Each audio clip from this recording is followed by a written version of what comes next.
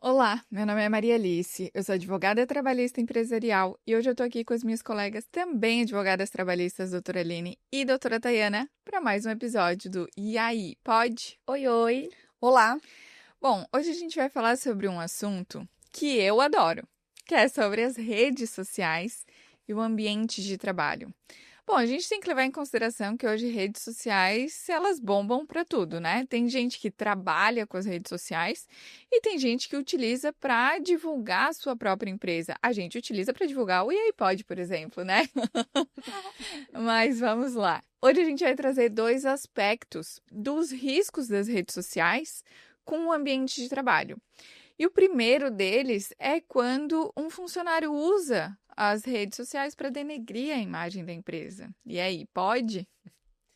Esse teu caso, Maria, é como se acontece quando o empregado ele faz uma publicação no LinkedIn, né, que é uma rede social um pouco mais profissional, ou até mesmo no Instagram, ou no TikTok, que hoje em dia, né, tá bastante comum, o próprio Facebook, que também é bastante usado, né, mas aí ele faz uma publicação no próprio perfil dele, mas com um vídeo, algum comentário, ou um post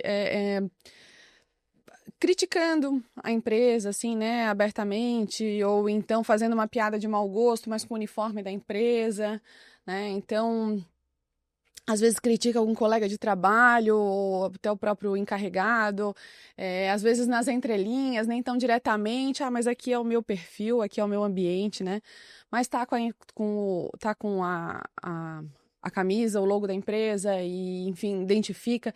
Essas situações a gente tem enfrentado cada vez mais, né?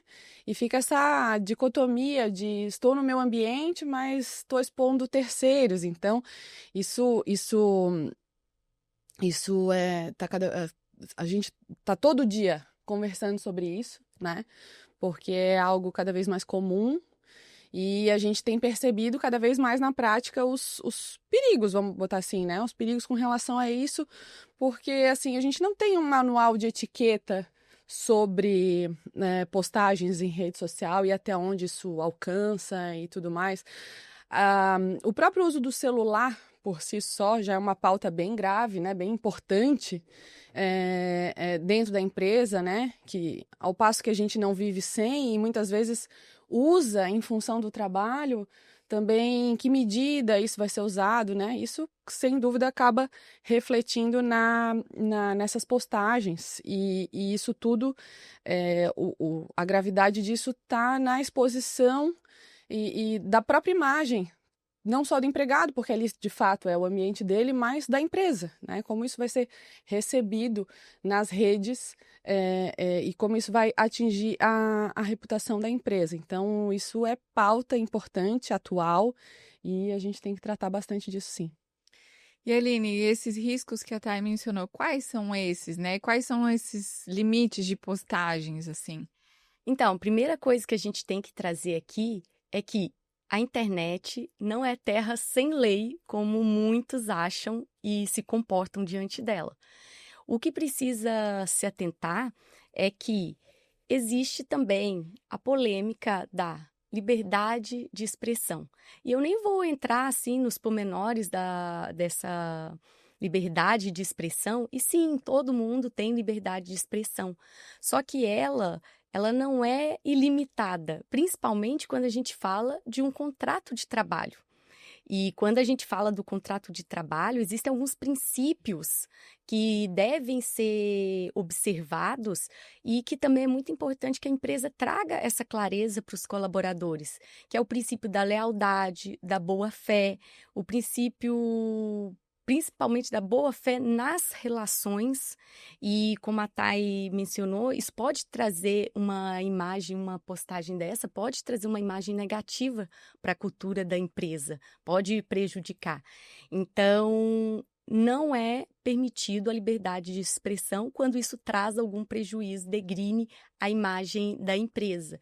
E aí, doutora, posso tomar algumas medidas para diminuir esse risco? Sim, você pode ter a questão ali das cláusulas contratuais, prevendo algumas questões de sigilo, algumas questões mesmo de confidencialidade, trazer treinamentos, a clareza é o melhor remédio, a comunicação, então levar isso para dentro da empresa e também, com isso tudo ainda colher o benefício de uma cultura forte. É isso aí, a questão da lealdade, da boa-fé, né, do contrato de trabalho. Quando a gente tem isso forte, isso é uma questão também, né, da pessoa e da empresa onde eu estou trabalhando. Como tu mencionou, se eu tenho uma cultura bem alinhada, né, na verdade, com os seus colaboradores, então eu deixo tudo isso claro. Quando eu deixo claro que certas questões são confidenciais, que eu não posso sair falando nas redes sociais, mas eu tenho que ter todo esse cuidado, porque também, às vezes, o funcionário fica compartilhando memes, porque assim, memes hoje em dia é o que mais tem, né? Quem não fica horas ali rolando em memes? E aí fica compartilhando memes que denigrem imagem de empresa, ou que cutuca a ação de líderes, ou que cutuca a ação de diretoria. Enfim, sabe? São certas atitudes que aí a empresa tem que ver o que ela vai fazer. Eu tenho a possibilidade, claro, a gente sempre tem o, a alta possibilidade de fazer uma demissão por justa causa, que eu tenho essas previsões. Inclusive, a gente já falou sobre justa causa aqui, né, nos outros episódios. A gente tem que ver o caso concreto, sempre na individualidade, tem essa questão. Mas a depender do caso, eu tenho a possibilidade, por ato lesivo à honra, a mau procedimento. Então, eu tenho possibilidades previstas, mas calma, tá? Não vou compartilhar um negocinho e já vou demitir por justa causa. Calma, não é bem assim. Mas eu posso sim aplicar.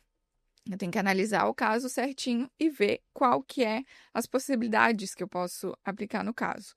E tá, o que a empresa pode fazer a respeito também? Antes de mais nada, é ter uma política clara, né, sobre o uso da rede social. Né? Como tu falou, não dá para sair aplicando justa causa, até porque a gente, como está lá nos nossos episódios, né, a gente não tem nenhuma previsão específica com relação a isso, né, tudo muito atual, mas a gente usa daquelas previsões para ver se vai caracterizar uma postagem ou outra a alguma daquelas situações do artigo 482 para aplicar essa justa causa. Mas às vezes não é algo tão grave ou tão relevante, ou a depender, e aí é o ponto da fala, a política da empresa com relação àquilo, né? Então, às vezes não tem nenhuma previsão, então eu vou para a aplicação geral, digamos assim. Mas se eu tenho uma política interna, onde ela me norteia com relação ao que eu posso, ao que eu não posso, o que é razoável, o que não é, então, a partir dali, eu já tenho uma normativa um pouco mais concreta, digamos assim, com relação à aplicação ou não da justa causa. Né, já puxando o gancho da justa causa, mas talvez não seja algo tão grave, mas talvez seja algo que não coaduna ali com a política interna da empresa, então eu também não posso deixar passar. Então é o caso de avaliar a gravidade, né, e as consequências disso, porque empresas podem sofrer dano moral.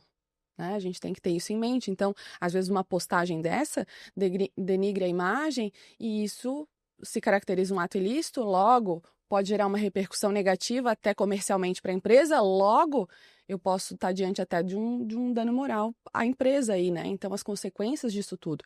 Então, quanto mais clara as previsões internas com relação a isso, já que a gente não tem nada, não é terra sem lei, como a Aline falou, mas a gente não tem nada pontual, né? Então, adequar a realidade da empresa com essas políticas internas. E, sem dúvida, deixar preparada a liderança e o RH preparado para lidar com as situações, porque é tudo muito novo, né? Cada dia que aparece um meme novo, então tá preparado para essas situações, para atuar e manter o bom convívio dentro da empresa e os limites, né, daquilo que é razoável ou não, e dentro daquilo que a empresa acredita, dentro daquilo que a empresa prega, para o bom convívio de todo mundo. Perfeito, Thay. Perfeito mesmo, porque assim, ó, a gente precisa entender que as redes sociais hoje, elas possuem um alcance que muito maior do que, por exemplo, às vezes um outdoor, do que jornais, né, da região, porque eu falo para o país inteiro, falo, né, O mundo para o inteiro. mundo inteiro, Eu tenho milhões de visualizações em alguns memes. Então, realmente, a depender do que for o caso, se eu tiver com o uniforme da empresa, eu posso ter uma reputação negativa a partir daquilo ali. Então, né, como é que vai ficar perante terceiros? Perfeito, isso então, realmente é algo que a gente precisa ter cuidado, a gente precisa ter as noções dos princípios, como a Aline falou, ter noção das regras que a gente precisa cumprir no contrato de trabalho. E agora o segundo ponto que a gente vai falar, que aí é quando o empregador ele pede para o funcionário fazer algumas dancinhas, né? Pede para fazer os memes, né? Porque a gente vê muitos memes dentro da empresa que, isso aqui tá em alta, então eu vou fazer.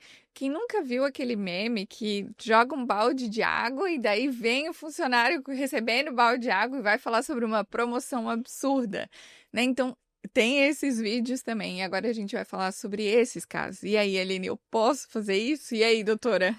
Pode? Poder pode, mas vamos com calma. É isso aí. Até me lembrei de uma frase que sempre ouvi assim: poder você pode tudo, mas em tudo que você pode, convém. Então Exato. vamos mais ou menos aqui para a gente balizar o que convém ou não convém. Então, o que que acontece? Quando o colaborador ele já é contratado para esse fim, então ali no setor de marketing, social media acaba ficando um pouco atrás nos bastidores, mas também muitas vezes aparece, principalmente quando é uma dancinha, alguma coisa que engaja, então acaba aparecendo também os bastidores. Um influenciador, caso ele seja exclusivo e CLT, não é usual, mas não, nada proíbe que tenha um influenciador, né?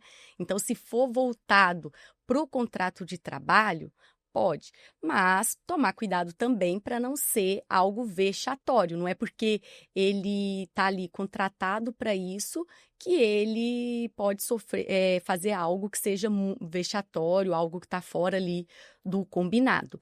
E outra questão que a gente precisa observar é a clareza do que está no contrato de trabalho. Então, se você quer, aquele colaborador não é contratado, não tem isso específico no contrato de trabalho, é importante, se você quer que seus outros colaboradores apareçam em algum momento, ter cláusula específica. É de bom tom o funcionário ter essa clareza que ele está cedendo o direito de imagem dele ali.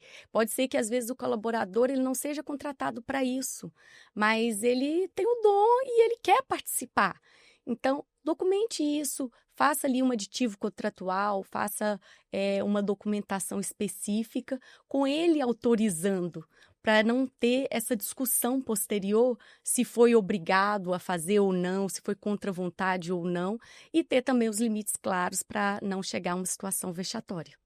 Tem a autorização, digamos assim, né, ou a ciência, né, da situação, do que pode acontecer, e são as duas situações, né, e a questão de não ser vexatório. Por mais que eu autorize, eu também tenho que ter Sim, razoável o conteúdo, né? A autorização não anula o Perfeito. fato do empregador tomar cuidado para não trazer uma situação vexatória, uma situação humilhante. Exatamente. Uma coisa não anula a outra.